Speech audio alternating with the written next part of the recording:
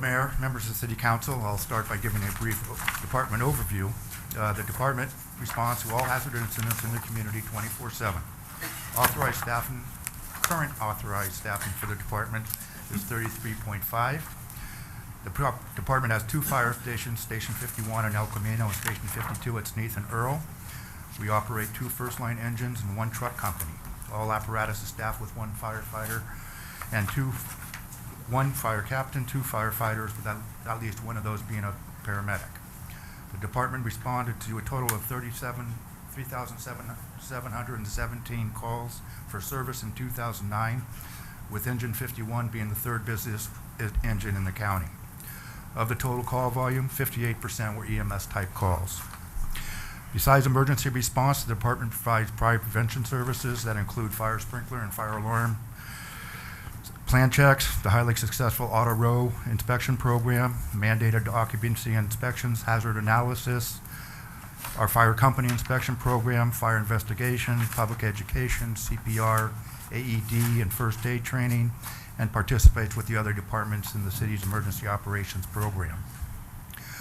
Moving on to shared services, as the city manager has alluded to, we continue to share fire chief and battalion chief services with the city of Millbrae. We share an EMS and operational training division with 4 agencies, with a prospect of 1 more agency coming on, which would help reduce the cost of San Bruno's contribution. The current shared services program, since its inception, saves the department almost $500,000 a year. That being said, the San Bruno-Millbrae arrangement proving to be so successful, it would be difficult for the department to return to past staffing authorized levels, as these positions have been eliminated from the authorized budget. Just to follow up on the joint training program, due to personnel changes in the agreement, we are considering reorganizing that division into a single training division to include operations and EMS, and I will be bringing back that proposed agreement to you in the very near future. In regards to the implementation study, we have scheduled a meeting with the consultant and the city managers for June 15th. In the meantime, fire bid managers and labor have met to discuss their strategies. As far as budget adjustments, thanks to the Vice Mayor, I was advised our OES budget just went up incrementally this year. Paramedic and EMT licensing increases due to the switch from the State Fire Marshal's Office back to the county will increase our EMT certifications and our paramedic licensing. Grants, we did receive a regional grant for mobile and portable radios for $24,800. This will enable us to meet the FCC narrowbanding and P25 requirement by 2011. We still need to install mobile status terminals in the engines and replace the station alerting system in each of the fire stations, which we expect to cost about $43,000. We just were also notified we received a secondary grant for rescue equipment in the amount of $21,000. Again, this grant, we've totally increased our application process, and we'll continue to do that to fund our equipment and training needs. We did receive a vendor quote for replacement apparatus in the amount of $540,000 for the 1988 reserve engine.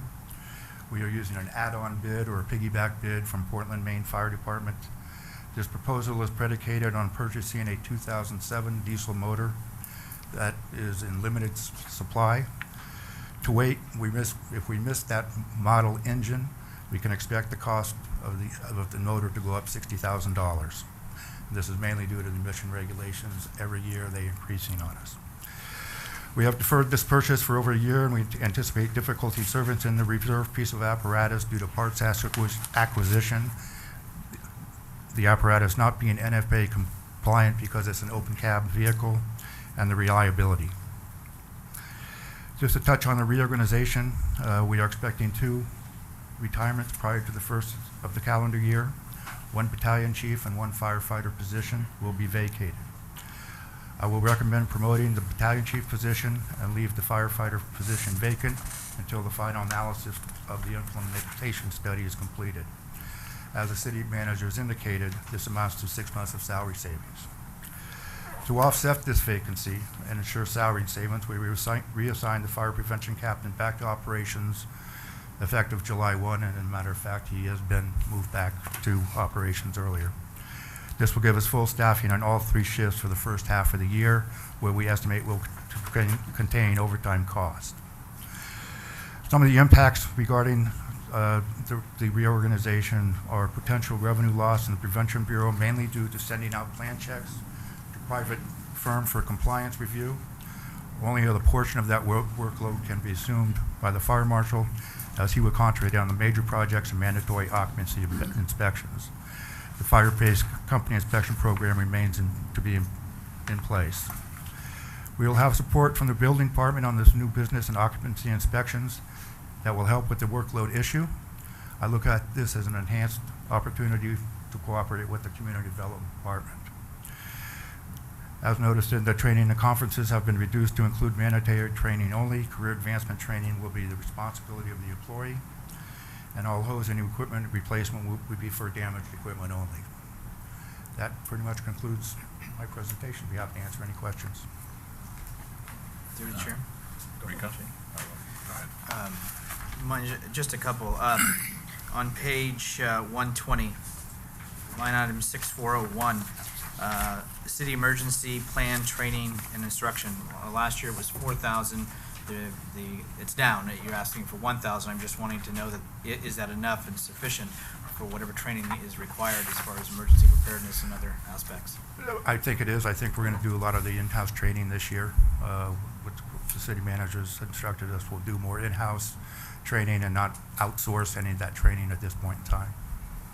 Okay, and then on the next page, 121, there is staff training that went up. It's mandatory training classes for went up $2,500. What mandatory? That is particularly with the ICC new code, fire codes coming out, is mandatory training for anybody in fire prevention to attend those classes. It's about $2,000 to attend those classes. And question to the finance director, manager, professional development. It says reimbursement for one department head. Would that be in a different scenario, since the chief has shared with Millbrae that would be a half, or that those costs would be shared, or how is that done?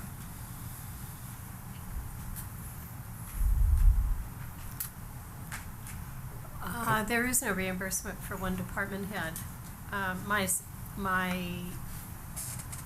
assessment is that the $2,700 in this line item is probably accurate, because it includes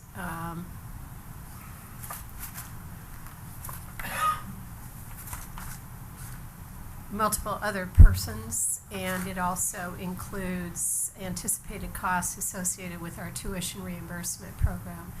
I will definitely check and provide additional information to the city council, but the short answer to your question is that we contract with the city of Millbrae. We pay them in a dollar amount in monthly increments. We do not pay any, we do not directly pay any associated salary or benefit costs for the fire chief position under our existing arrangement. So I think the words here are Should be stricken. incorrect. Should be taken out. And You'll let us know. we will clarify that for you. Okay, thank you. Yeah, Vice Mayor, I think those are contractual in the MOU. But you think we actually pay you something? No, you don't. I haven't volunteered my services for that. I think that's in the MOU for some of them. Yeah. Irene? Okay, thank you. On page 118, you have in your goals and objectives, 1, 2, 3, 4, 5. On the 6th one, you say develop complete set of standardized operational policies and procedures for the department. Are you doing that for San Bruno? Don't we have some? And if you are reviewing them and doing them, are you blending them with Millbrae? Exactly, you're correct. That's what the effort is to combine both operating procedures into one document. Oh, okay. Great. And then on a little further down, you say evaluate option to use biodiesel fuel for fire apparatus. So would you go back when you talked about the fire apparatus that you feel we should replace? So is that fire apparatus what you're looking for to use biofuel, or, and then explain again, you were saying that if we wait and we get higher emission controls on the apparatus, it would cost us more, but isn't that kind of what we want to do anyway? So Yeah, and we could Talk operate about it. biodiesel right now. Right now, biodiesel is really comparable to the cost of gasoline, right, or diesel, I mean, right now. It went up, it was much higher last year. Biodiesel was much higher, but we can operate our engines, our apparatus on biodiesel. There's two options. You have a 90% and an 80% that you can use. The 90%, no question. South San Francisco is in the process of, they've been doing it for a year now, and they haven't really seen any problems. So, I mean, my intent would be to go to biodiesel, especially with the new engine, or we could turn it over anytime. okay, and that the net result of that It would really be, doesn't have anything to do with the the emission standards. I mean, those are set by the federal government. So the engines themselves have to meet those requirements. Okay, so if you buy an apparatus now, before it has the additional emission controls on it, you can still use it with biodiesel, and it would still be it would still have less emissions than we would if we used the newer model with regular fuel. Somewhat less emissions, yes. Okay, so Yeah. so in essence, we're not trading off money for a better fuel efficiency or No, fewer unfortunately emissions. not, no. Okay, that's what I wanted to know. Yeah. Thank you. Chief, when you talk engines, you're talking a piece of equipment with four wheels, or you're talking about an engine? Fire A pumper, okay? Pumper. Okay. And you talked about in Maine, explain that a little bit more. The fire department in Portland, Maine, went out to bid for an fire apparatus. They received 6 or 7 bids, and what we call is a piggyback. We can jump on their bid. They authorized us to use their bid, so we don't have to go through our own RFP process. Is what the advantage is there. Okay. Because on the apparatus, you have for it at 440,000. That's within here, and you're saying that's going to cover the cost of that. 540,000. I thought it's. No, I'll take a look back. I thought it said 440. It does say 40. Okay, that was my first concern. That was the old, yes. Okay, You're so correct. That was. you just came up and just upped that one. So But the it's other not thing getting is, to 2,700, so. you said that obviously there was a period of time that we would have to act on that in order to acquire the one you have out to bid, quote, or whatever the word you want to use, probably about a 30-day window. When is that deadline that we would then incur another $60,000 cost? I haven't really got back to the vendor as far as what there's a deadline. It wasn't. It's the availability of those 2007 model motors is what it comes down to. So if you had a number of agencies going after right now and taking that advantage on that motor, then who knows when it would be. But I think it would behoove us, I just presented it tonight just to put it in front of you. Well, and I appreciate you doing that, but I guess my concern is, usually things have a particular time frame and then they expire, because obviously nothing in this world keeps the same price. So my concern is if we don't move and act because we're not sure, or this is going to take us beyond that date, and it's going to cost us another $60,000, I would hope and would ask that be brought forward, if that mean earlier, or at the June 8th meeting, or whatever that. I think there's Great. 2 issues here. One is the bid is likely only good for a fixed period of time. The other issue is that this particular motor and the emission standards to which that particular motor needs to apply, they only have one of them. Is that right? One or There's some limited limited number supply. of them. So they have them until they're gone. But the bid itself, Chief, is good. How long? It was a 60-day proposal. So that window is closing here pretty quickly. So yes, we appreciate the comment and we'll act accordingly. Thank you. Through the chair. Michael? Leslie. When you acquire a new piece of equipment like that, I know that the department does its own maintenance on the engines. Are there any costs associated with retraining the mechanic on the new equipment, or maybe stocking spare parts for that new equipment? The advantage is, you know, you probably have at least a year warranty on the new engine, but there is the probability that training classes for the mechanics should be done, especially for the electronics, as they're all computer. That's why the cost increases so much right now. So, yeah, there probably would be some expense there. But the mechanics do have a trip that they go back and are orientated from the factory, so that helps. So Is we that would- part of the cost? I'm sorry, Mike. Yeah, I was just gonna ask. Yeah, there's 3 trips, and I've said we'll go once. To the chair, are we done with the engine? The bumper. Bumper? I want to get back to the prevention, Captain. I realize that in the last 10 years or so, the department has prided itself on developing a good program for fire prevention, especially in the commercial areas, restaurants, auto repair, and things. So can you assure me that even though you're taking a staff person off of that and you are bringing in consultants to deal with it, that the inspections are still going to go on, the annual inspections are still going to go on to these types of businesses and uses, and that revenue will come in, and whether the fire department gets it or whether it goes to a consultant, that the safety factor in the community is still being maintained? Correct. All the mandatory inspections will be completed, and we've prioritized the auto row inspections. With the help of the building department, they will do all new constructions, routine business inspections as they go through their process. So I'm comfortable that safety issue will not be a problem. Obviously, on the other end, we'll lose some of the revenue we've gotten from plan checks that will go to a private consultant, and that's No, and I realize you say mandatory inspections, but I know there was a time when Yes. there weren't inspections, and Correct. businesses would go on X amount of years Yeah. before. And with that cooperation, I think we're going to do a pretty good job of getting those done. And obviously, we'll keep tracking that throughout the year. Thank you. I think I need to add, though, that I think you might be referencing Councilmember Rivera, a program that I think has proven to be very beneficial for the city of San Bruno. And correct me if I'm wrong, Chief, but I do not believe that our recent experience with the auto body shops was a mandatory inspection. No. That was an initiative of the department that I, like you, think added great value to the city of San Bruno.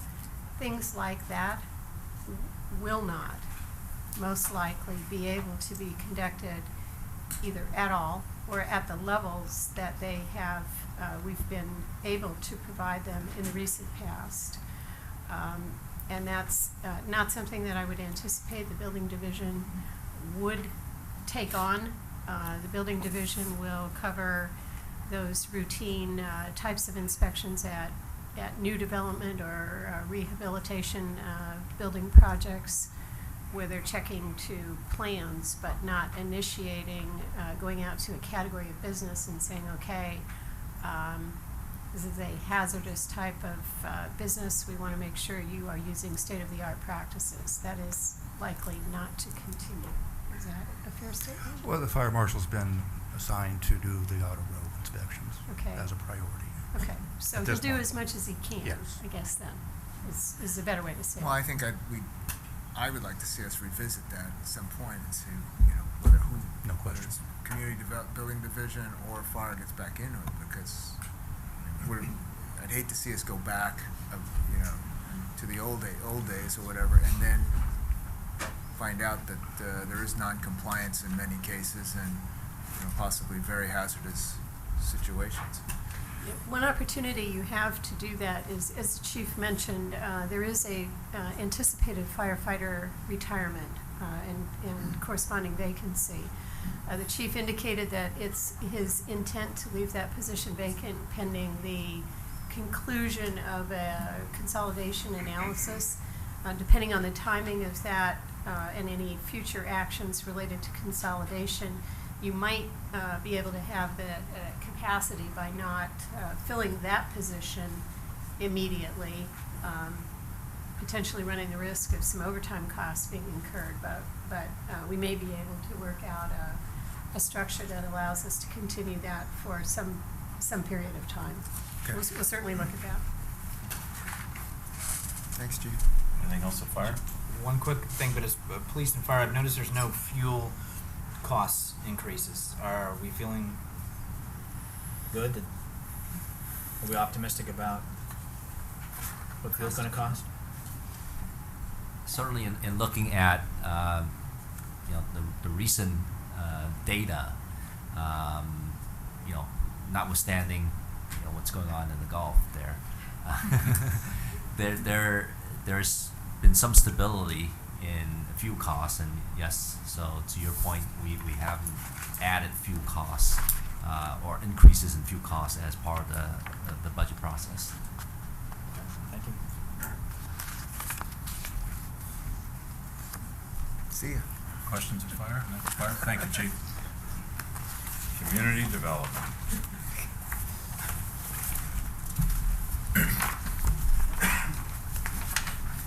Thank you and good evening, Honorable Mayor and City Council. As you know, the Community Development Department is comprised of the Planning Division, the Building Division, Code Enforcement, as well as redevelopment. Tonight we'll be touching on everything except redevelopment, which we'll go over tomorrow night. In the Planning Division, last year the Planning's mission focus was really on creating plans which outline the city's expectations for projects while eliminating the moving target for property owners. With that in mind, 3 major plans were completed. The housing element as well as the 5-year implementation plan were created in conjunction with the redevelopment division.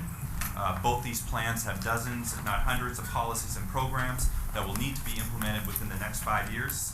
In addition, the long-awaited residential design guidelines were adopted, and what these did was create the design expectations for all single-family home expansions within the city of San Bruno. And from a workload perspective, what this did is the planners now review every single single-family home expansion that goes on in San Bruno, where previously all the planners reviewed from an architectural standpoint were projects that were big enough to trigger planning commission review. So that is a number of new projects, and it will result in homes that are better designed and property owners that don't have to go through as long a process because they know what our expectations are in the beginning rather than in the middle or end. On the current planning front, what we've seen is that large single-family home applications have been about the same as they were in 2008.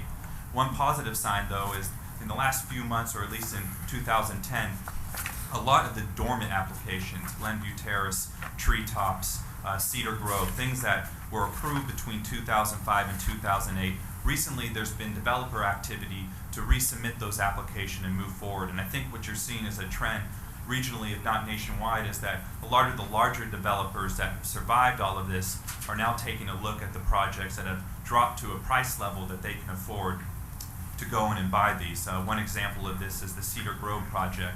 It was a small developer that's on the Peninsula Christian Fellowship site.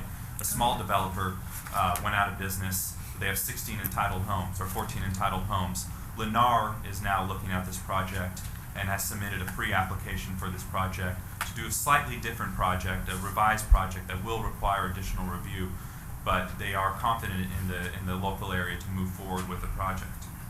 However, all these, because of the change economy, are going to require additional review by our planning staff as well as all departmental staff that review development applications.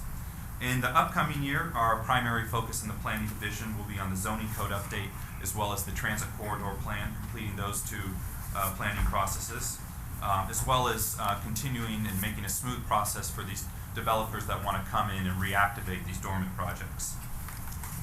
We will also be focusing on a lot of the economic development policies found within the 5-year implementation plan as well as in the general plan.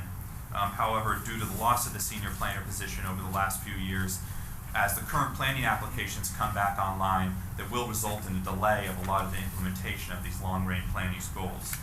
Additionally, the loss of the senior planning position over the last couple of years has created additional work for the associate and assistant planner, taking up a lot of the slack that the senior planner position used to be dedicated to, and has also resulted in additional work for the community development technicians who have started to do a lot of the work that assistant planners used to do. For instance, we process about 150 business license applications a year.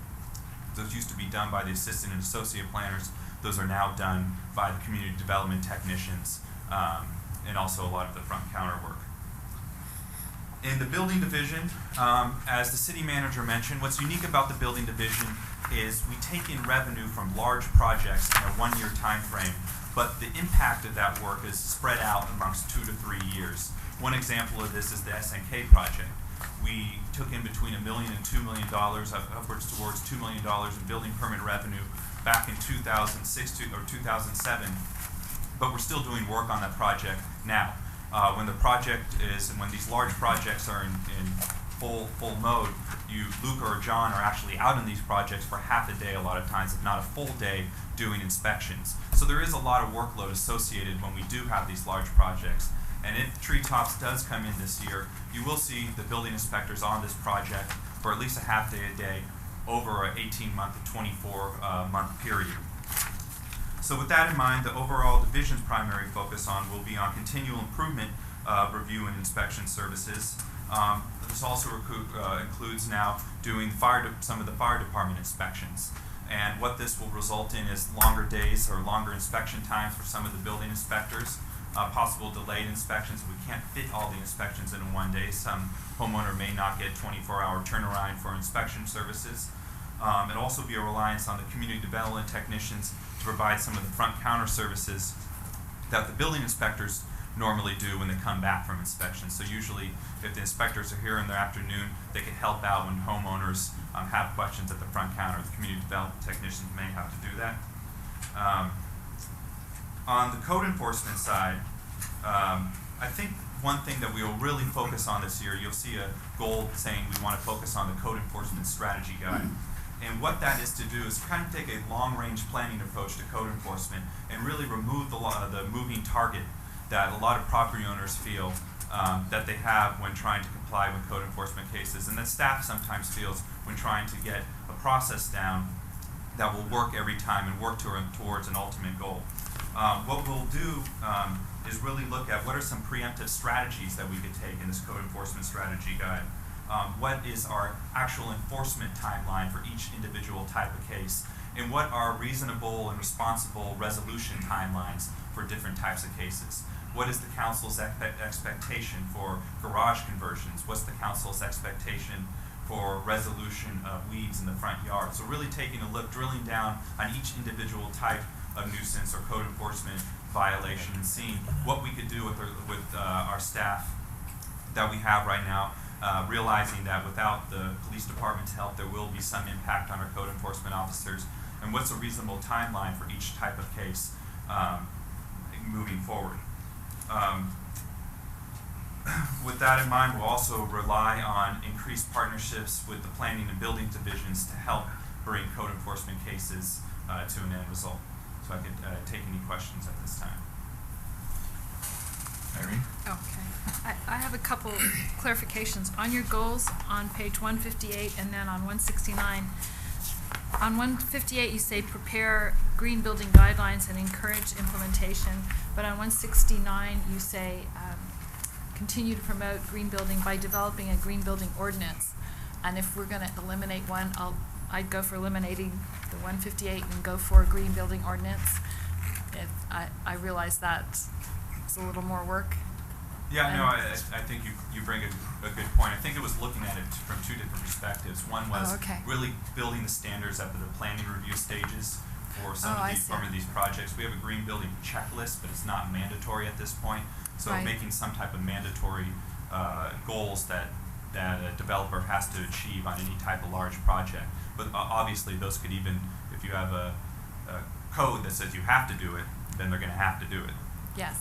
Yeah. So we might look at that. I know the county has theirs, and there's several other cities that have theirs, so we can absolutely, yeah. And I think look at that. It's going in that direction, so it's not something that will catch homeowners or developers off guard.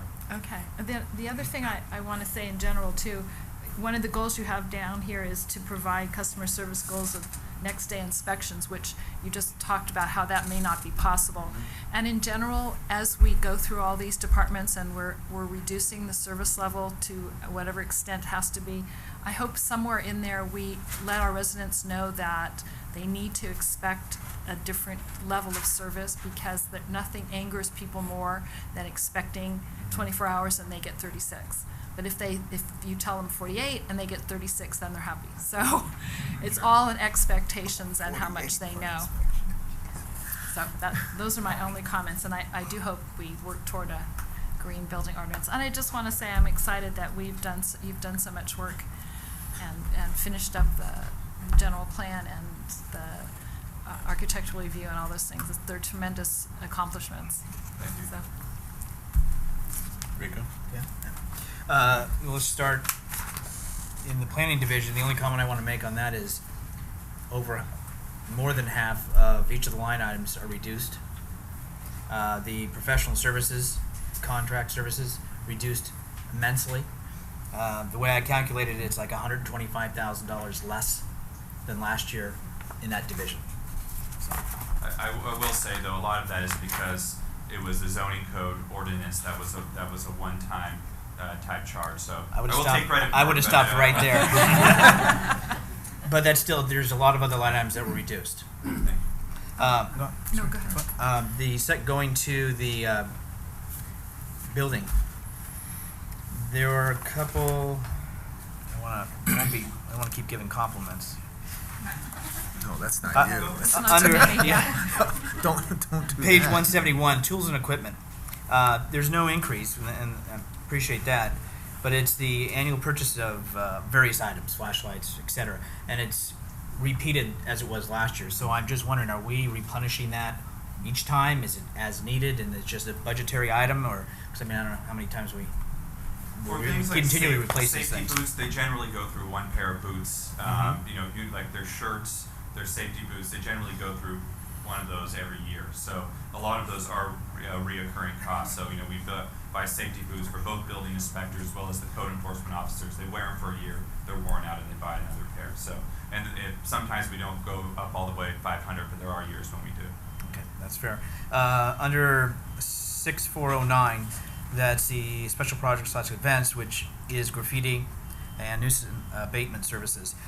We had 12,000 budgeted last time. You reduced that by 4,000 for 8,000. Does that suffice, and will that continue to have the community's expectation as far as when they report it that it's abated as far as graffiti and other nuisances?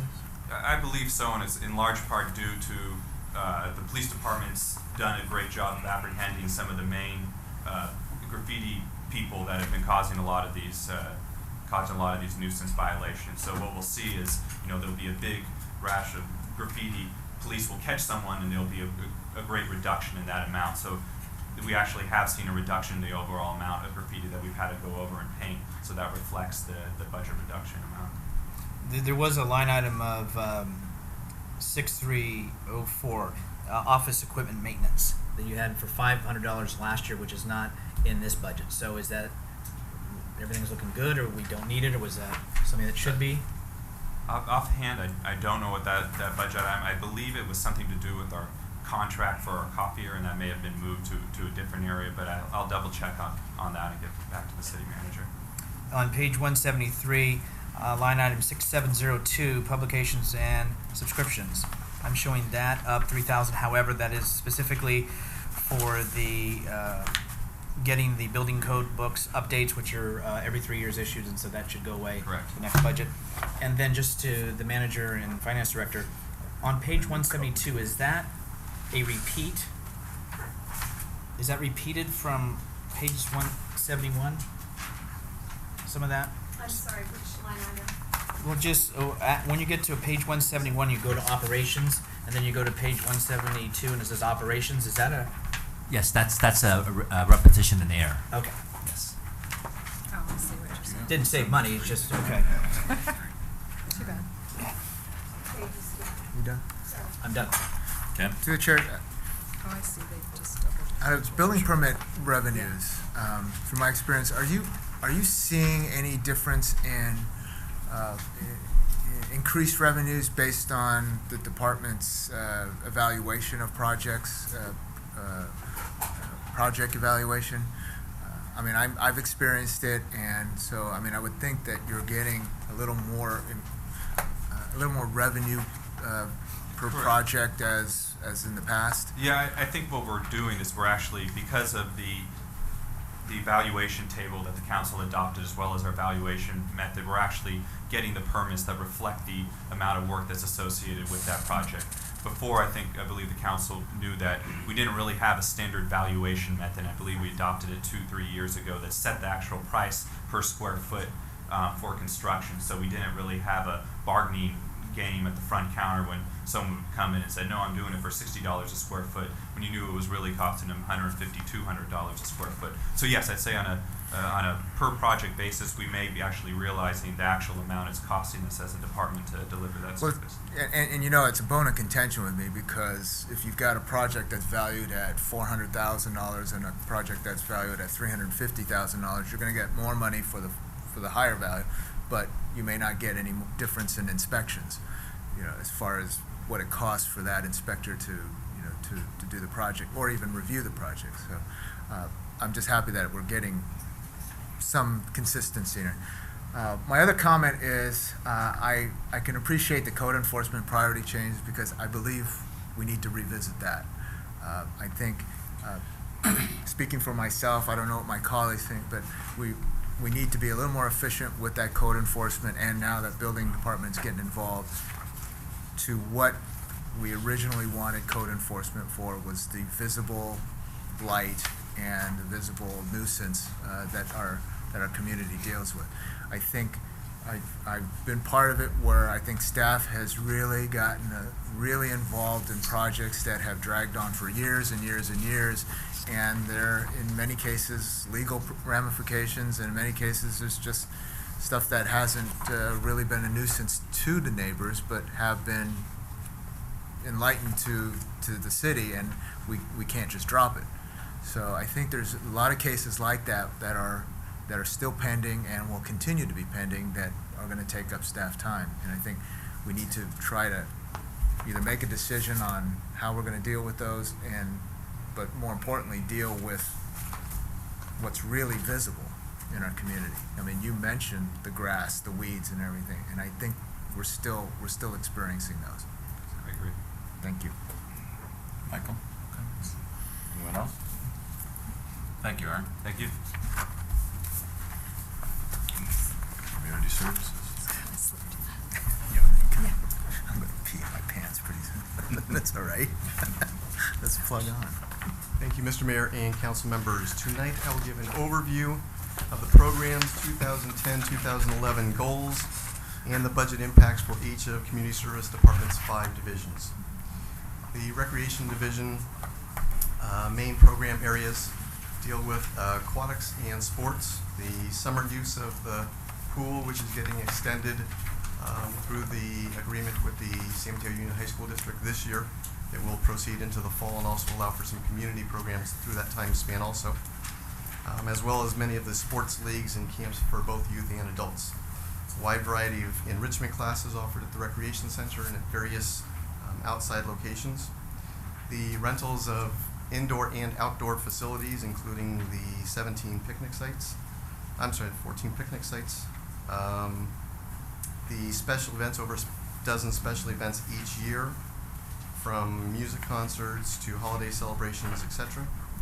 And then the wide variety of youth programs that are offered, which this year I just want to highlight will be the start of the 2nd year of the Youth Activities Committee, which has been doing wonderful, and we will be happy to give an update on that fairly soon. The top 3 goals for the Recreation Division this year will be to develop a marketing brochure for the rentals of both the indoor and outdoor facilities. We will be working with the nonprofit sports groups and the business community to produce a brochure that will get distributed to the youth sports leagues as they have out-of-town teams coming in to play in our local tournaments. We would like to tell them about our hotels, about the restaurants, about the shopping opportunities and things to do within the community. And we will be restructuring the youth sports program as a partnership with the San Bruno Park School District, and there will be more information on that on your June 8th council meeting, as well as a subcommittee meeting coming up. In terms of the budget impacts for the Recreation Division, in 2009-10, the current year's budget, the department was asked to increase revenues by $100,000.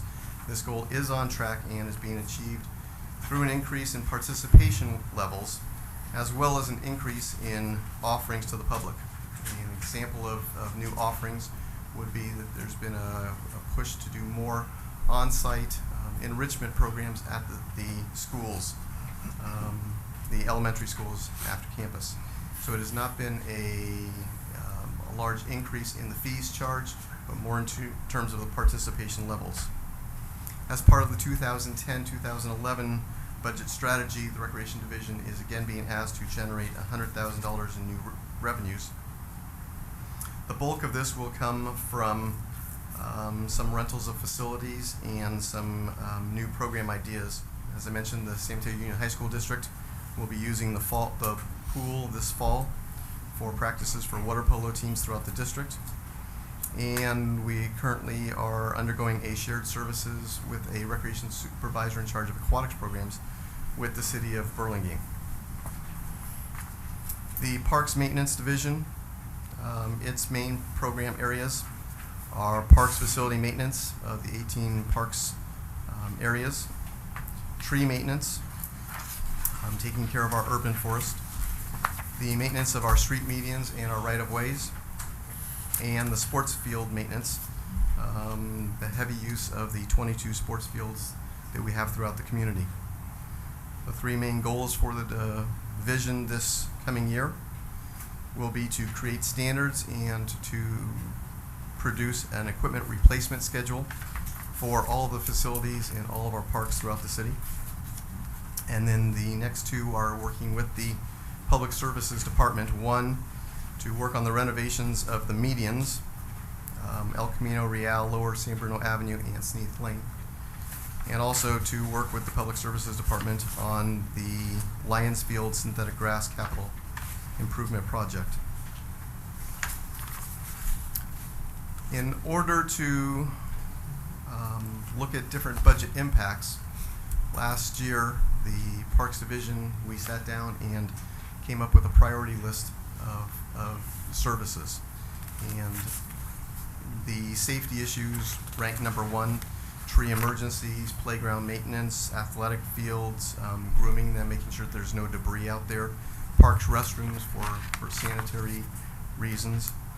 Liability issues came in number two, especially with some of the tree liability issues, the medians, strips with landscaping that may block motorist visibility, and then in our open space areas.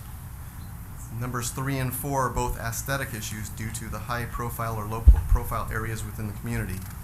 And as we move forward into the budget impacts, it is the aesthetic areas that are going to see most of the impacts. One park maintenance worker was eliminated as part of the 2009-2010 budget. This upcoming budget, we are looking at the loss of 2 additional park maintenance worker positions. So combined, this would be more than 25% of the park maintenance crew within the past 2 years. It will have a significant impact on the aesthetic areas. Items such as litter and weed control, lining of the ball fields, utility repairs, mowing, and as I said, the safety and liability functions, we will maintain those at the current levels. Litter, weed control, San Bruno Avenue, Huntington, Sneath Lane, medians, Railroad, Strip, Bayshore, Circle Spur, the pump stations, those are the areas that we'll see less maintenance out in those areas. Gopher control, as I mentioned, the lining of the ball fields. We line approximately 260 ball fields per year. We will still drag the fields because I believe that is the safety aspect of it. But the lining end of it, we will turn those over to the leagues that use the fields. The utility crew, the crew that goes out and maintains the various buildings, they will average 70 hours per week rather than 80 hours. There will be slower response time for non-emergency call-outs, such as safety survey improvements.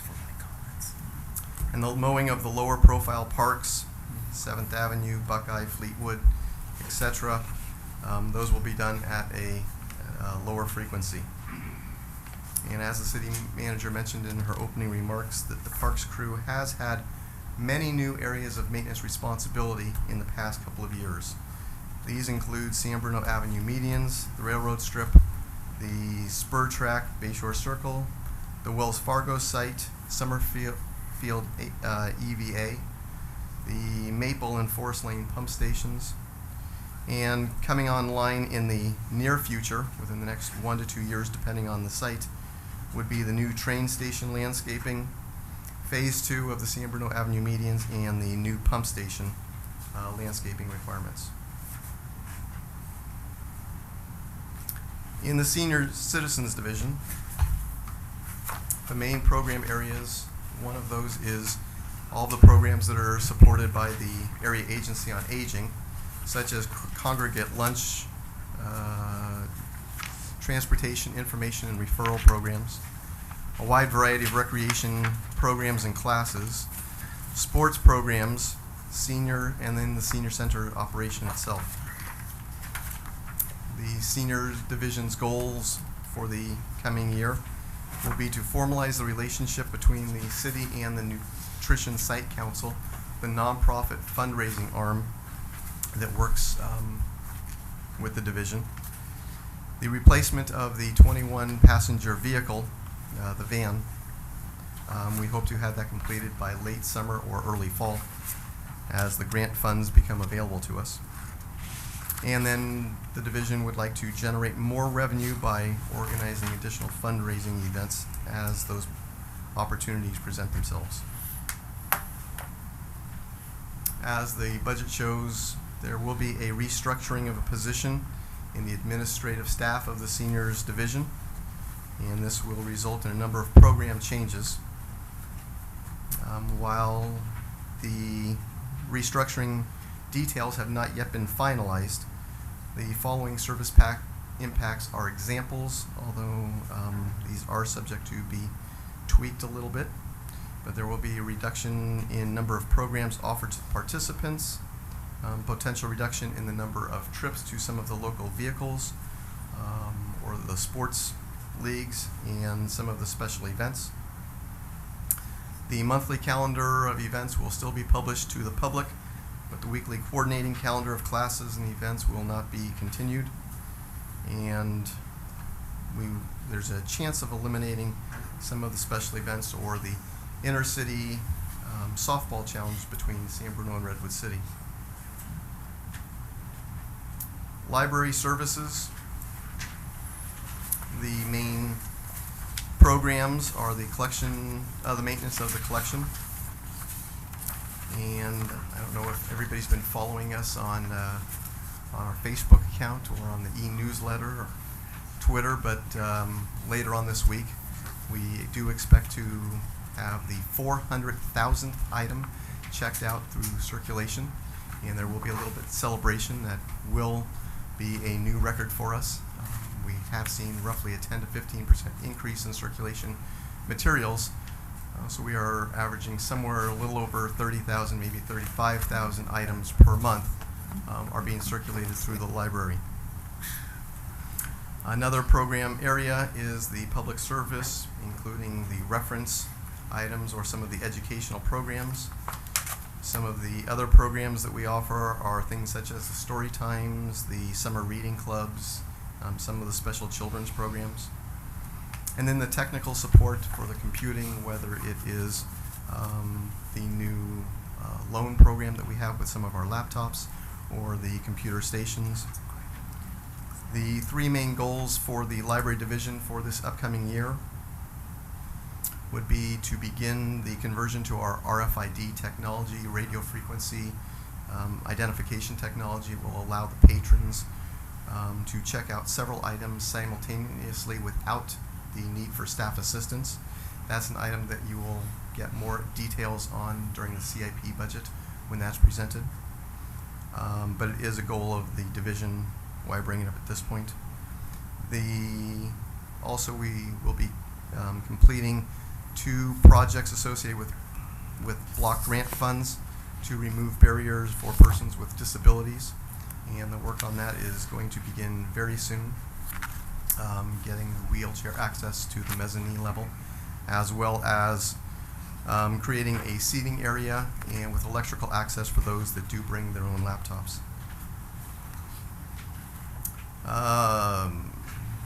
As I mentioned, there is roughly a 10 to 15% increase in circulation. The library division is facing a $70,000 loss in part-time employees. And this is roughly a 3,700 hour per year reduction in part-time librarians, library assistants, service coordinators, and pages.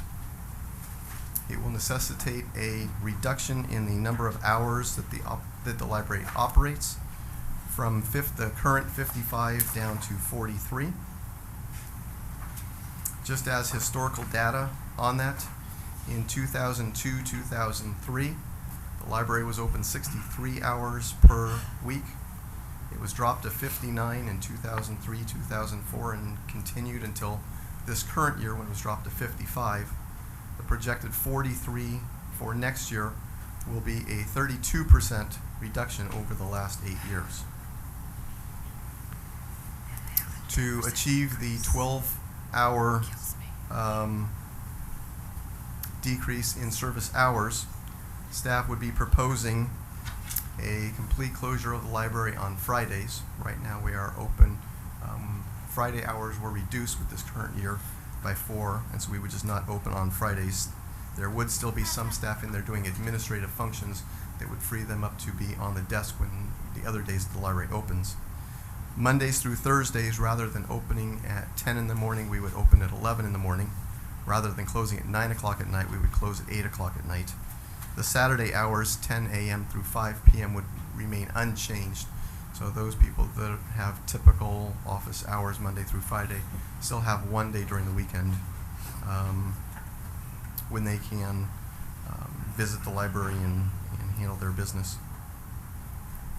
There would be a significant staff shortage on the public desks, reduction in some of the children's and teen program, although we do consider that one of our core missions there.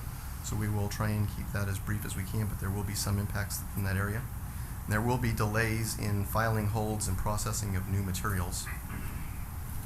Comparing this, library services are one of those, in fact, most of the things that we offer within community services, one of the things that separates us from many of the other departments is we're a voluntary service. People come to us. They can also go to competition, which is much different than if you're going for a building permit or something similar to that. So taking a look at what else is going on, if we close 12 hours a week, what else is happening in the county, and there was a very recent survey done, and some of the quick results of it, and we believe it was done by the Burlingame librarian. So in alphabetical order, Burlingame Library is looking at closing at 5 p.m. on Fridays. The main branch, which is 2 hours less than normal, they would close their branch all day on Fridays. Daly City is looking at closing 12 hours per week at Saramonte and 6 hours per week at their Westlake branch. Menlo Park is not looking at any reductions right now, but will be having less hours in the fall. San Mateo's branch is looking at reducing by 21 hours per week. The main branch will be closed on Sundays during the summer and any Sunday that precedes a Monday holiday. And our next door neighbor, the South City branch, will be closing 21 hours per week as well. So Moving. 43 hours is on par, is that what you're saying? I do not have a list of how many hours each of those is open, just but the amount of closure hours. No one's open on Fridays. It seems Friday's been historically the slowest day for library services, period, which is why everybody's looking at doing that. There still are a few libraries that are open on Fridays if somebody wanted to go to those, but it would have the least impact on what we typically do, which is why that comes forward as one of our recommendations. The Building and Facilities Division, an internal service allocation really has three functions. One is the custodial staff, and they service 17 city facilities. We have a facility maintenance division, and those are the guys that come by in the yellow bread truck typically, and they're making repairs to all the buildings to make sure that they're operating properly. And then the third component is facility management, and that's managing all of the contracts with the vendors and relationships with the vendors for the city building maintenance needs. The goals for the division are to evaluate all of the maintenance contracts and the vendors, and to continue looking at opportunities to reduce expenses, to continue to provide preventative maintenance program, and to continue working with the city's safety committee. As a safety committee last year or 2 years ago identified lots of issues, everything from unbolted shelves to exit signs. The division is going through and handling all of those improvements to each of the city's facilities. The impact here, the largest impact, will be the elimination of the one custodian position, and that will be, again, looking at historical data. In 2004-2005, there were 7.5 benefited custodians in the city. In 05-06, that number was dropped to 5.0, and it has remained until this current year, where we are proposing to have 4.0. So as we're losing 20% of the custodians this year, over the past 6 years, it is a 47% reduction in the number of custodians. The impacts of that will be felt mainly within staff areas, and we will try and keep the service level in the public areas up as much as possible. The emptying of trash cans, recycling bins, etc., vacuuming of the office areas. We can empty the garbage cans and recycling bins twice a week. It does not have to be a 5-day-a-week service, or it won't be. We can vacuum less often. Right now, the custodians help out at the library by emptying the book drop. They help out at the senior center with setups. Those are going to have to be handled by division personnel of those divisions, and with very little assistance. The custodial assistance to the senior center has been the largest area of their time, and that's going to be cut back, so that many of the things, with a large percentage of our population going to the senior center on a daily basis, there's been more custodial staff, and that will be cut back. There will be no impact to the public restrooms or to the hallways. Again, for sanitary reasons, those will be kept up on a 5-day-a-week basis. And so that's an overview. I probably extended over my time limit, but I'd be happy to answer any questions you may have on any of the divisions. I'd like to jump in. The beginning of your presentation, you used facility rental many times, and I was pleased to see in a Park and Rec Commission packet the survey. And I kept that survey, and I was surprised to see the variations. And so I'm anxious to see what staff and the commission does as far as trying to promote, market more use of our facilities, because we're not the cheapest, and in many cases we're more expensive. And that will be coming to you as part of the master fee schedule at the next meeting. I'm going to put another hat on, and I think that unlike a lot of departments, and you addressed it, we are open to more community involvement. And I believe that now's the time is to reach out to the community and ask for volunteers to do stuff. I know you're going to do that with some of the ball fields and stuff, but I think there are, minus the liability and safety issues of cleaning up the medians or whatever, I believe there are areas in the city that we can bound together some groups to help out. And I fully appreciate what happens once a year with Operation Clean Sweep. We need to do more, and I think that takes a burden off. And and lets the people know that we need their help to help beautify and clean up their city. And again, and also in library services. I mean, how much do we use volunteers, for the library? I'm not saying that volunteers would keep the library open longer hours or anything, but that's, again, I'm not I know we've used interns. I know we've used what do you call them? Pages? We have Pages. the Yeah, pages. yeah. Those are paid positions, but there are some volunteers in Well, it's not different paying aspects them. of the library.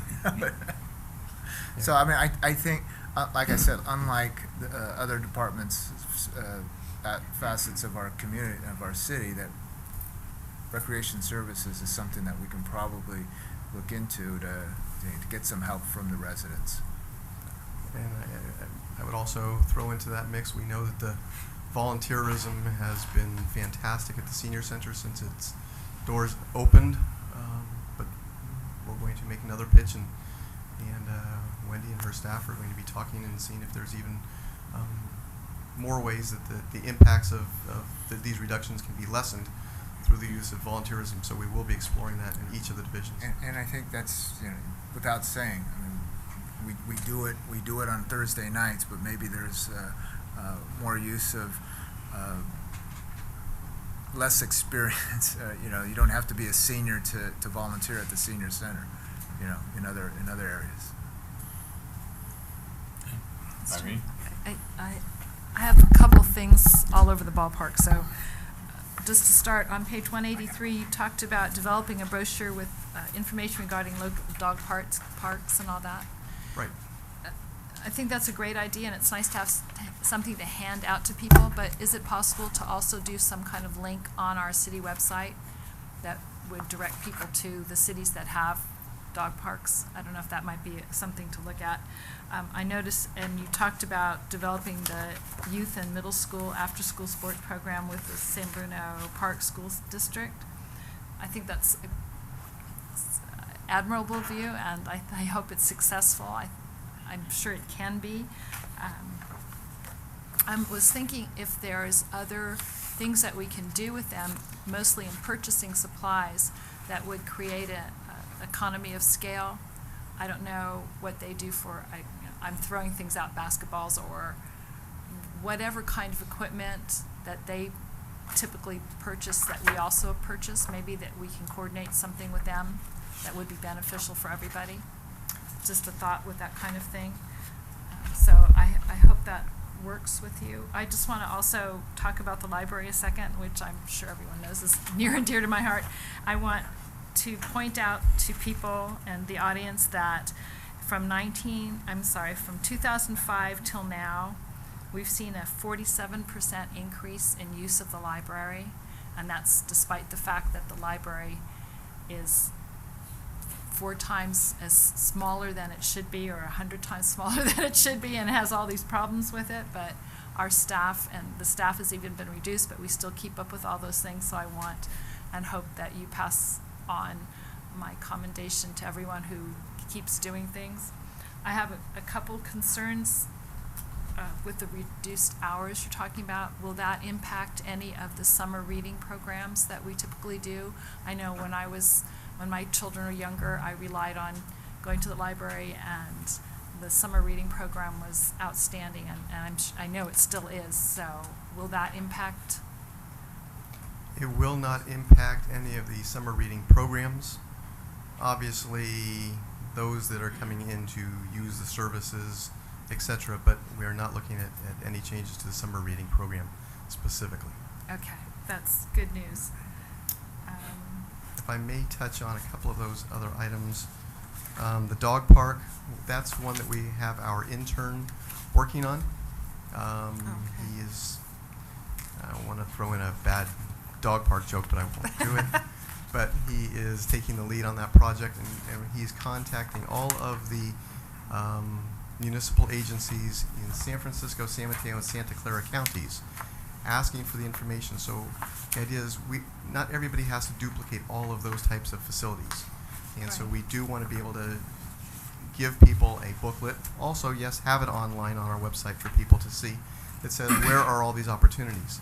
By the same token is something that we are going to be emailing to each of those agencies so that they can then print off their own copies and give it to their patrons and let them know. Might be fun to, you've always walked your dog here. Where else can I go and what are the other opportunities? So that's one of the things that he's been working on and doing a very nice job on. And in regards to San Bruno Park School District, the council has a subcommittee of Vice Mayor Medina and Councilmember Salazar that have met once, and there's another meeting scheduled. So a lot of those ideas that you've mentioned are things that they are working on with their counterparts at the district. Great, okay. Okay, thank you. Through the chair. My comments are kind of all over the place too, so I was kind of jotting down notes as you jump from section to section. Starting with the budget for the recreation, and there's some big dollar sections in there, but I think a lot of those you do receive revenue for, so that they are paid services, and I'm wondering, I know we haven't, you're still waiting to present the new fee structure and everything, but I'm wondering, when the fees are set, generally the prices are set to mostly offset these expenses, I'm assuming? Part of the strategy in recreation is not pure cost recovery. Sometimes it's what's the market going to bear. Looking at other prices of similar products, again, as we are a voluntary service, we know that we do have a captive audience in terms of after-school sports programs for the most part, but things such as educational classes, people can take an exercise class here or they can take it in an adjacent city. So sometimes it's just based upon market rates and going at it that way. On page 181, one of the things that I think is important for us to track is a trend of cost recovery. And over the last few years, that's the number that has jumped up almost a little over 40%. So recovering 62% of our costs, that's the trend that we need to continue looking at. And staff has done a great job. The recreation staff has done a wonderful job of starting to think more entrepreneurial and filling up more space with programs.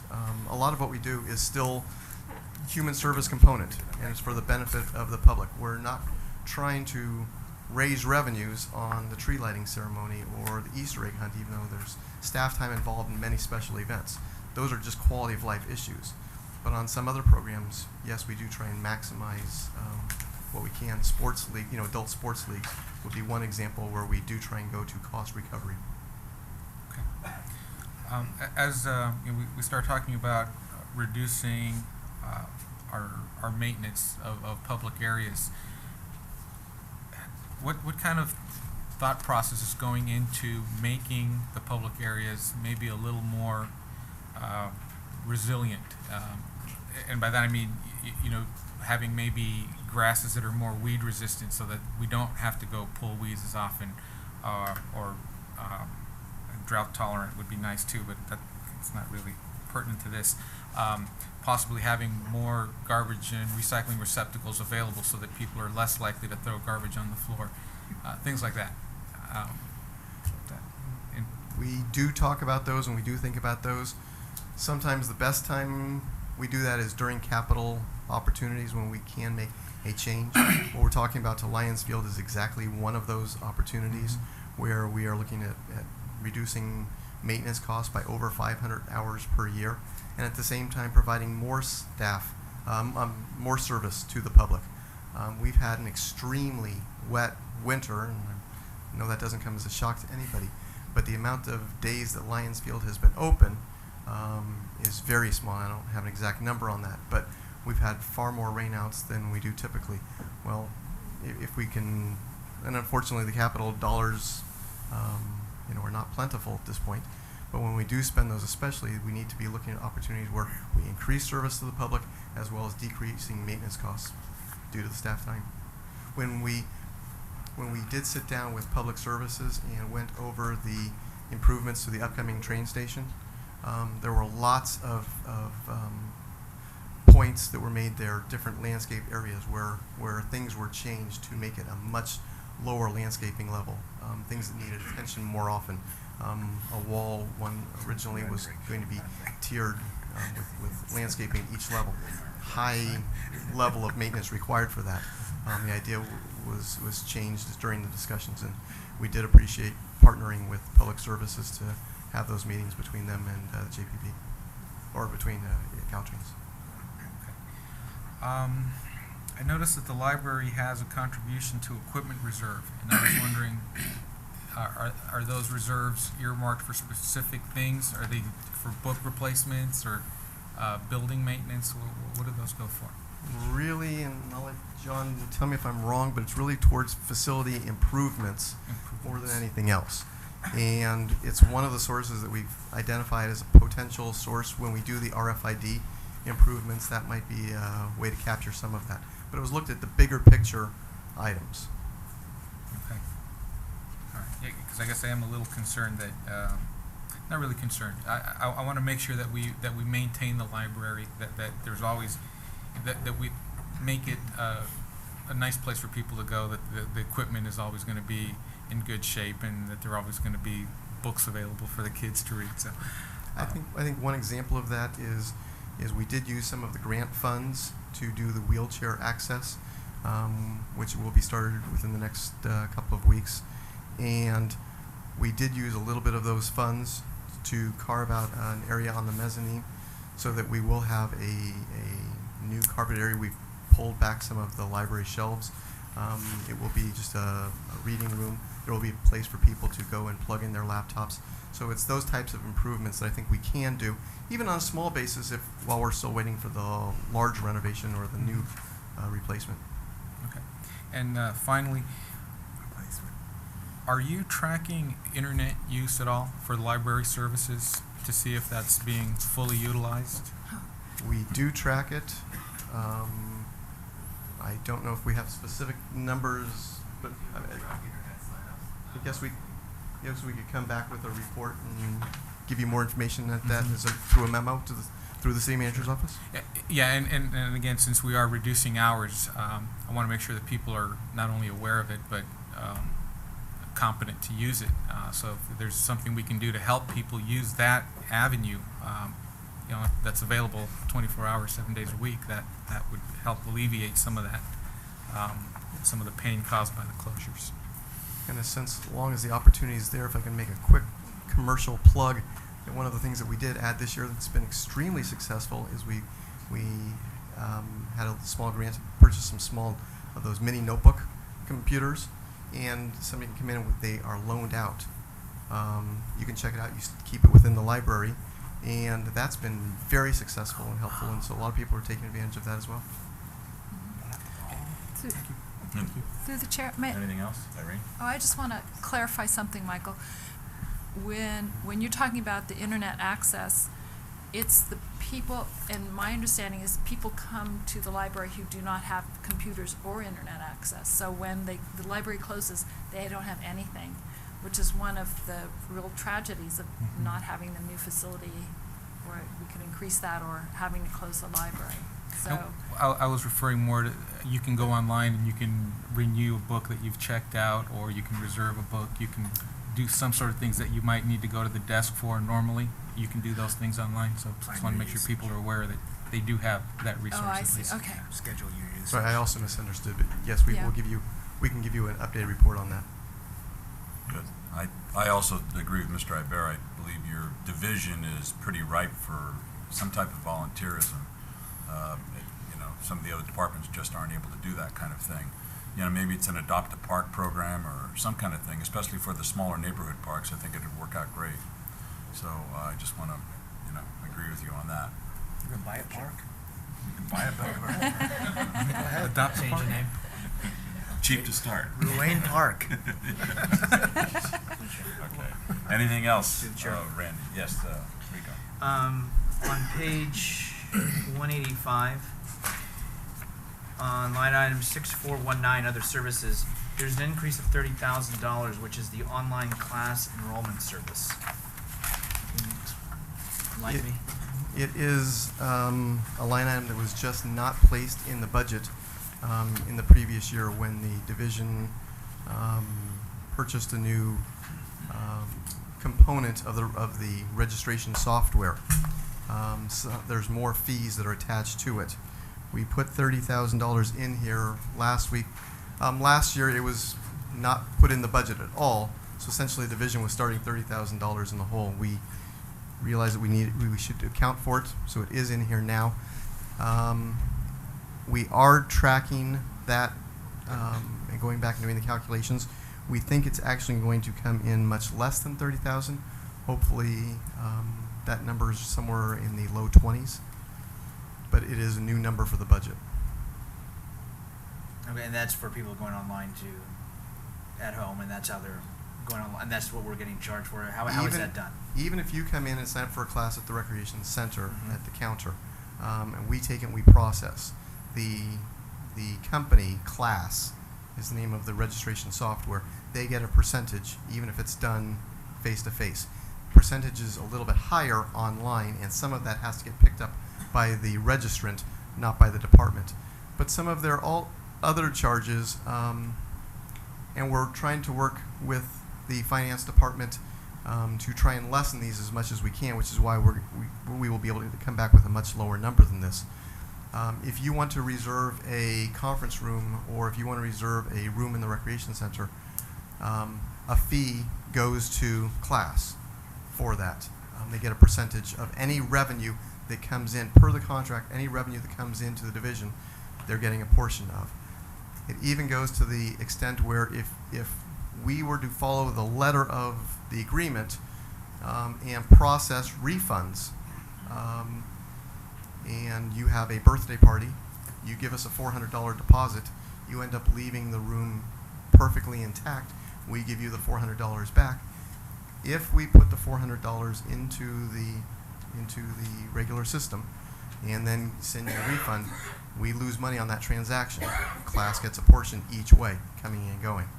So those are some of the things that we need to try and streamline. We think that there are opportunities working with finance to do that.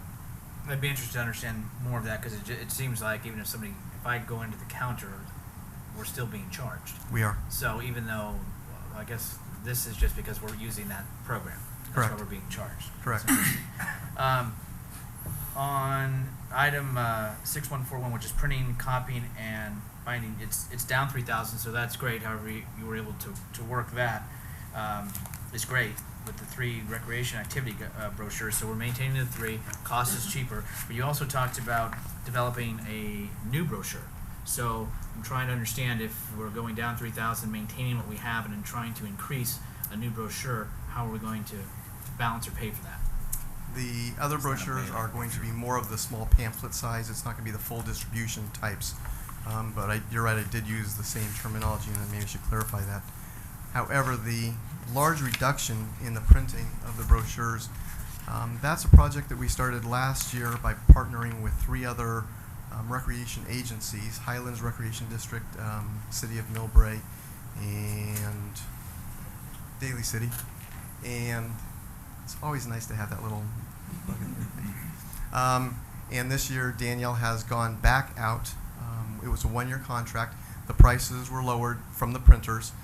This year, she's gone back out to all of the agencies within the county, and we are expecting 7 of the departments to partner together into one contract. And just through a volume discount at the printers, we are seeing the better rates. The other brochures that I talked about, we're talking about a few hundred copies that will be printed out of 3 or 4 pages, rather than the large brochure that gets mailed out to everybody. Thank you. To the finance director, there's the line item 5152, transportation allowances. It's the monthly auto allowance. Should not that be split, half for recreation and half in library services, so it's properly indicated, because it's obviously a shared departmental position? I think the library services, if I can flip to that page to see whether there's anything charged to that. I didn't see department. that there was. Yeah, yes. I think It you're was- correct about that, because that should be the total amount that's budgeted for the department. It is the total amount, and it was consolidated by finance staff this year, more of record keeping than anything else, but we can accurately. We'll go back and do it. Well, maybe there's a good reason why we did it. Now, we can explain it later. A similar point It's to the same that. dollar amount, I understand. It is the same Same dollar dollar. amount. A similar point to that on some of the staffing levels within the division. The directors, FTE, and the administrative assistants FTE before the directors was put 50% towards recreation and 50% towards library. This year it's been divided so that there's 0.1% towards building and facility maintenance, 0.15 towards seniors, and then 0.25 towards the other divisions to more accurately reflect what real practice is. Correct. Thank you. Back to the finance director on professional development. It says that it's for reimbursement for department head and 3 managers in accordance with the MOU. It was, I believe, $2,000 last year, and it's $2,500 this year. So did the MOU change, or because I would assume it should be the same dollar amount then? The MOU did not change, so the way that works is $1,000 for the department head and then $500 a piece for each mid-level manager. So We didn't share with somebody last year, yeah. or So maybe we had a vacancy, or. It must have been split differently last Okay. year, would be my guess. Then on 186, just under dues and membership, publications and subscriptions, I'd like to have that spelled out specifically where the dollar amounts are going, rather than just being general that it goes to California Parks and Recreation Society. Is that $1,200 goes to that? Professional publications, what does each one of those cost? Are they necessary? That would be helpful. Going into building and facilities, my question comes page 248 is what I didn't see last time was the regular part-time 5102 and 5105 and the overtime. Now they could have been somewhere else within the budget, but I didn't see the 22,000 and the 10,000 on last year's budget of those line items. Is that something new, or was that allocated to another area last time? I'm being told that was just an oversight during the budget preparation. In this budget or last budget? The last budget. It was corrected for this budget. So it was not shown last budget, should have been, and has now been corrected. Correct. Okay. And also on the next page, utilities, is that kind of the same premise that it should have been there last year because it's new this year? 6531? That was amended on last year's budget. In the Q1 amendment. In the first quarter amendment, And I believe last year there was a transfer to the equipment reserve of about $95,000. Is that not needed, or there's, obviously I don't see it listed this time as it was last year? That's why Pac's the most valuable player on the team. She's got the answers. We should get you a microphone. I don't have specific information on that unless you do. Go ahead, just say it. It's a bookkeeping thing. It's more that because within, it's also the same thing with central garage and many other internal services funds. Because it's just one, basically the money comes out of one pocket into the same pocket. It's for the same fund. So therefore, I wasn't serious, you didn't have to bring it up. It is on. so that's actually the reason why we didn't need to do a transfer, because there's no real transfer. It's all still within the fund.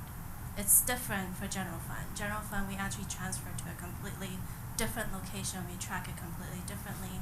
For enterprise, internal services, all of that is in one fund. Thank you.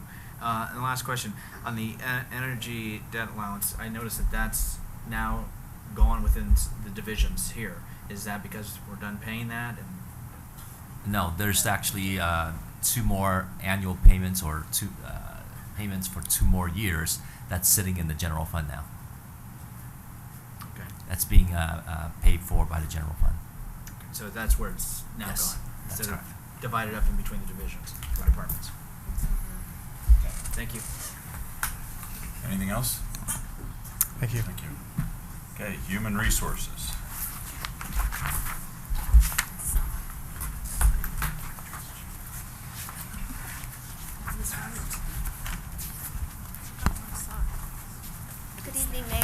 honorable council members. The HR department has continued to focus and will continue to focus for next year's budget on cost-cutting strategies. Some of the few cost-cutting strategies that we've implemented so far are changing bilingual testing service providers, pre-employment medical service provider, and then most significantly, changing our life insurance and long-term disability insurance carrier, saving the city over $45,000 in medical and insurance premiums.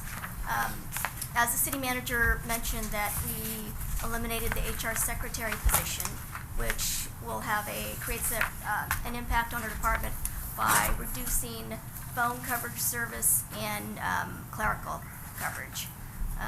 We also reduced our training budget significantly, over $16,000. So there'll be no leadership or supervisory training that we've offered in the past. So we're only going to offer mandatory legal training.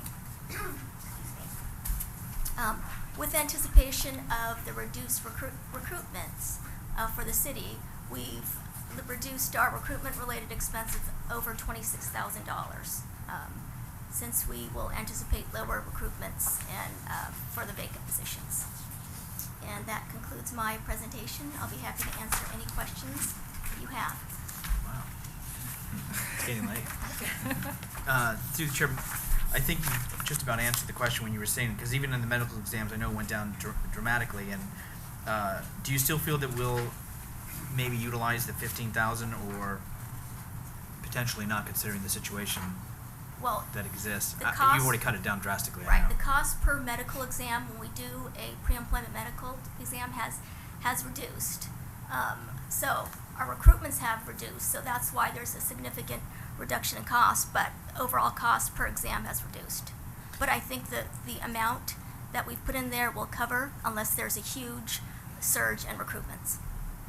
And then also, last year, yeah, we do have office equipment and maintenance. There was an item on there last year. I don't know if that's a needed. $500. Actually, that was around $250, but I'm going to take your word for it. I think it was $500. That was for file cabinets that we decided not to purchase. Okay, thank you. Anything else for HR? Michael? Yeah, I have a couple of things. Just on professional services, I'm wondering if being that we're in a situation where we're probably not doing a lot of hiring, I'm wondering how much of these services are really necessary. There's some consulting services there for $17,000. We're paying for job descriptions and MOUs from other cities, and I'm wondering, are we really getting the full benefit of that when we're in a period of relatively no hiring? The $17,000 is the assistance with our broker to look for lower insurance premium. So that has no effect on the recruitment. The MOUs, the $6,000 is for IEDA when we are in negotiations and we do surveys and pull job description information from that website. That's what we're using the service for. So it doesn't really have effect on the recruitment itself. But recruitment-related services such as medical exams, advertising, I think backgrounds, all those have been reduced. Okay. And then as far as bilingual testing, is that something that has to happen annually for existing employees? They have to be retested? Retested every 2 years. And that's a legal requirement? That's a contractual requirement. Yes. Okay. And they get an incentive for speaking that language. So we're afraid they're going to forget their other language? They don't speak well. That's obviously a discretionary issue. There is a substantial amount being contributed on the part of the city through the incentive pays. If the council felt it was not necessary to retest, I would actually ask, do we experience any decline in language skills? Has that been a factor? We've had employees who've not passed after we've retested them. On the retest? Yes. Okay. Okay. Speak Spanish. Muy bien. Okay. Irene? Could you tell me about the leadership training that we're not doing? I hesitate to cut that since we don't have a lot of backup people. We don't have like assistant city manager. We don't have assistant anybody. All our department heads are who they are and who they lead, and I would hate to lose the opportunity to train people who wanted to have that training. The last few years, we've offered leadership supervisory training to groups of mid-managers. Right. And it encompasses everything from project management to supervision to creative problem solving. We've offered that for the last couple of years, and so we decided to look at that and reevaluate whether we want to continue that training. So, If I could jump in here, I think this is one of the very difficult types of things that comes with this type of budget challenge. It's not a state mandated training. It's not required for licensing or other, but it is a, I wouldn't even say it's a nice to have. It is something that is necessary in order to build the capacity of the organization and to provide for a legitimate succession planning program, Yes. which very honestly we do less than we should. I think it's one of the, I would say it's a real casualty of this budget environment. It's something that I would say adds value, and if there was a way to afford it, again, my direction to the departments was look for anything and everything that wiggles. And so it's a real decision point potentially for the city council. well, that's, how much are we actually saving, and is there a way to, if it's a huge savings, is there a way to trim it down and not do away with the whole program? I'm afraid to let it all go. I realize some of the training that has gone in the past, we've discussed it at different levels, and I think it's a crucial thing that we need to keep, at least in some form or another. So before we do away with that at all, can we look at different ways to do it or keep it or implement something like it? 16,000? Pardon me? Is that the 16,000? Yes. That's what the program costs when we've offered in the past.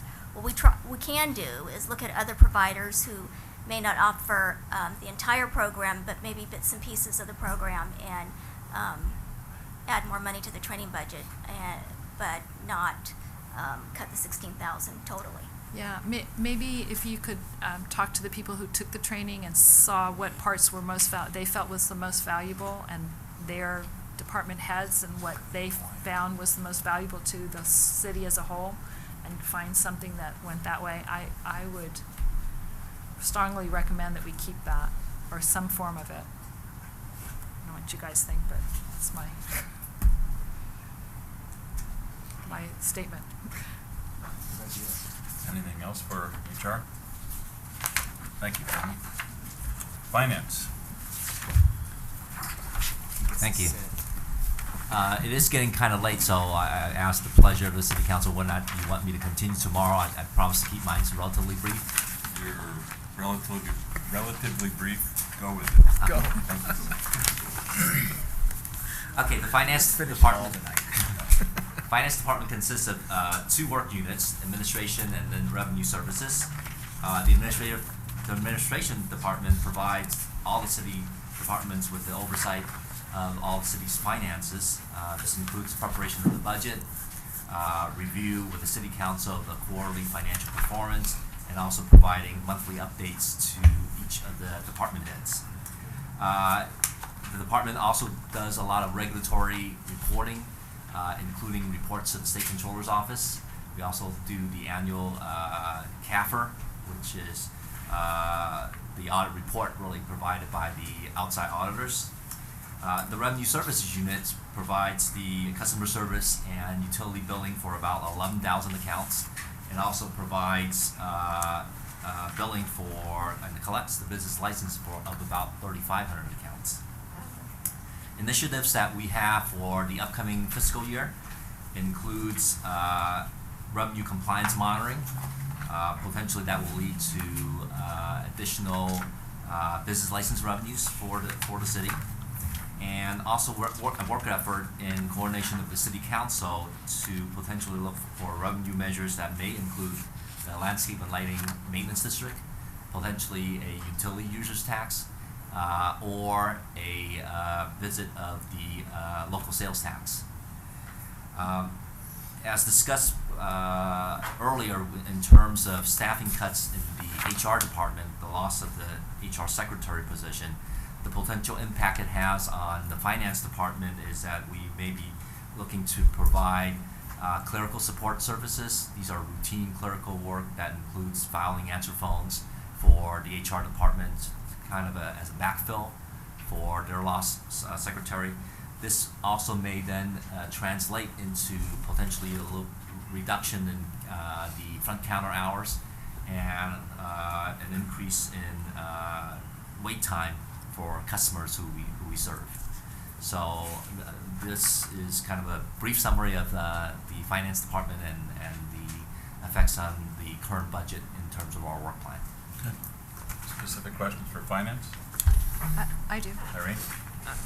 On page 86 on your goals and objectives, where you talk about review purchasing procedures outlined in the municipal code. If my memory serves correctly, we did a certain thing about buying products that were made from recycled product purchasing, and if it was cost neutral, I think we buy it, and if it's not, we don't, or I forget what that is. So that is one of the things you're going to be looking at and bringing back to us? Is that what this is? That could be an element of that. Okay. More broadly is that we need to look at the code and look at where we are currently in terms of purchasing and the procedures. And so, for instance, getting quotes, the necessary quotes and the thresholds for signature authority and approvals, for instance. So really it's a broad holistic approach in looking at policies and procedures as it relates to finance. Okay, and then the other thing, while we're looking at that, maybe another component of that is, again, looking at economy of scale, that we could cooperate with other cities and see what they can do. I mean, we're sharing police chiefs, sharing fire chiefs. We can certainly see if we could share money. Yeah, we can take but if you're buying 10 cases of something and you get it cheaper at 15 cases and share it with Millbrae, why not? That was one. And then another concern I have that don't know what the solution is, but I have a concern that, and maybe we do it and I don't know about it, that we have a backup data storage system that if something happens to our financial information here, if we have an earthquake or a flood or something that destroys and damages our servers, that the information is saved someplace else. So I don't know if we do that. It's my understanding that the IT division actually is looking at that offsite storage Yes. As being a solution for additional security and protection for the city's data, which obviously has a lot of value. Okay, good. That's just one of my concerns. So those were those. Yep. Great, sure.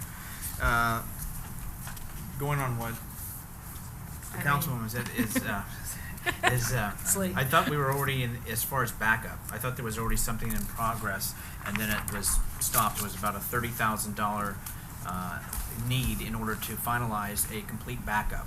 So if something did go down, we lost all of it, it would be stored. Was it over at the police facility, I believe? And so I'm just big, because I think that is something of concern that I've had. I know this isn't what we're talking about right now, but It's part of the budget. We do. Hello. A mystery guest has the answer. I know you're a day early, but go ahead. Yeah, I was going to speak about that tomorrow, but yes, we were embarking on a disaster recovery program under the technology division, which we stopped because of budgetary reasons, and we're going to be doing that again, looking at that again next year. What we do have currently in place is a tape drive. Everything's backed up on tape, and we store it at the fire department. We have a fireproof safe where we leave all the daily backup tapes in that location. And we also have monthly backups we store at the cable department as well. So we have two locations where we have taped material, which we retrieve to restore when there is an somebody's missing some information, somebody's deleted some certain files, we're able to quickly restore those. The disaster recovery program is going to be essentially a virtualized. We currently use virtualized machines for our applications and for our servers. So essentially, the disaster recovery program is going to be using virtualized machines and having a redundant system. So in the event that the main data center goes down, the disaster recovery network will take effect. So basically, if that's going to be the essentially the backup plan in the event there's a complete failure or destruction of the city hall basement area, and then we'll rely upon that to provide the backup for us. Okay, great. Thank you. Yeah. On page 88, I just noticed under item 6304, the annual Eden support fees are up 3,000. Is that just the cost of doing business or the contract, or? That's right. That's correct. This is the contractual obligation that we have with the Eden is the finance software provider. That's the manufacturer. And then under dues and membership, that increased publication and subscription, I see that as a new line item. So that was of a concern whether that was a needed item as a status quo, as the manager had said. Going on to page 91, postage under operations 6112 went up around $4,800 or so. That seemed like a large jump. I don't know. I know the rates went up a little bit ago, but I don't know as to why. Dues and memberships 6701 went up a small amount, but it did go up. I'll make my comments brief too, so that'll be it. Right. Anyone else? Go ahead. So the various dues, we identify what they're specifically for, and typically what we'll do is we'll find out ahead of time what are the expected dues for the upcoming year, and that's how we arrive at those numbers. So they're outside costs. There's not, you're just saying they were existing from last year, there's not a new one? Oh, it's for the one in the On page administration. 91? Page 91, 6701. Yes, sir. I'm not aware that these are new, but if they were not in the prior year, it might have been an oversight on our part. The California Society of Municipal Finance Officers really is a group that many of the finance officials belong to, and we get a lot of data and resources from that particular organization. It's really our professional trade organization that's here and is available for all the finance directors in the local communities. We'll follow it up a little later with more Yes. information. You don't need to answer that now. Anything else? Michael? Just sort of, in terms of looking at reducing the expenses by possibly doing paperless statements, doing self-service, either phone or internet things, have done any research into that?